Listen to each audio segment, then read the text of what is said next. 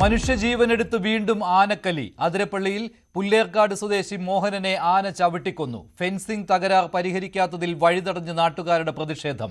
യോഗം വിളിച്ച് വനം മന്ത്രി.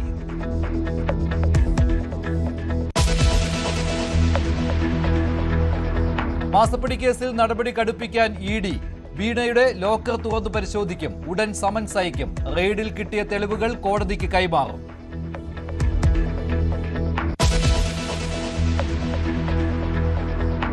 സംസ്ഥാനത്ത് NIA റെയ്ഡ്. പരിശോധന കണ്ണൂർ, കോഴിക്കോട്, കാസർഗോഡ്, മലപ്പുറം ജില്ലകളിൽ. തെരച്ചിൽ മലപ്പുറത്ത് സ്ഫോടക വസ്തു എത്തിച്ച കേസിൽ. റെയ്ഡ് തുടങ്ങിയത് പുലർച്ചെ 5 മണിക്ക്.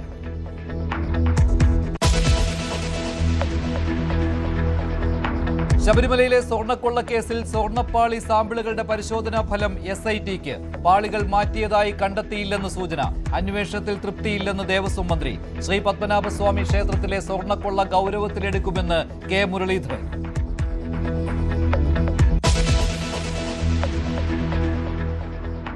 ഓപ്പറേഷൻ സിന്ദൂർ 2 നടക്കാൻ സാധ്യത തള്ളാതെ കരസേനാ മേധാവി ജനറൽ ഉപേന്ദ്ര ദ്വിവേദി. വീണ്ടും യുദ്ധം വേണ്ടിവന്നാൽ രാജ്യത്തിന്റെ സേന സജ്ജം. അടിയന്തര സാഹചര്യം നേരിടാൻ കൂടുതൽ തയ്യാറെടുക്കുകയാണെന്നും ജനറൽ ദ്വിവേദി.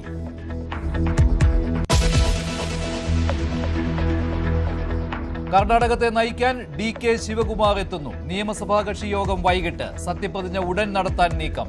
മകന് മന്ത്രിസഭയിൽ സുപ്രധാന വകുപ്പടക്കം ഉപാധികൾ വെച്ച് സിദ്ധരാമയ്യ.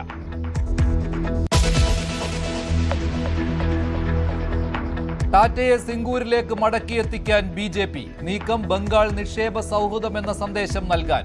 উত্তরവാദിত্ব ഏറ്റെടുക്കുന്നതായി BJP পশ্চিমবঙ্গের কোন শিল্পপতি ব্রাত্য নয়, রাজ্যের স্বার্থ কারোর ব্যক্তিগত ইগোর থেকে বেশি। টাটা যদি সিঙ্গুরে ফিরতে চায় ফিরবে, না হলে অন্য জায়গায় ফিরবে। স্থানটা বড় কথা না, টাটাকে ফেরানো একটা বার্তা দেওয়ার। ടാറ്റയുടെ നിലപാട് കാത്ത് സംസ്ഥാന സർക്കാർ. സംസ്ഥാനത്ത് മഴ കനത്തു.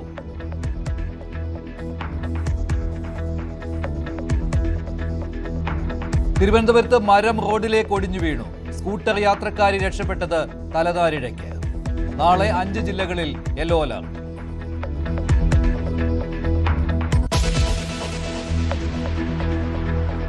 കോൺഗ്രസ് നേതാവ് KP ധനപാലൻ അന്തരിച്ചു. മുതിർന്ന CPM നേതാവ് TP ദാസൻ അന്തരിച്ചു. TU കുരുവിളയുടെ സംസ്കാരം നാളെ.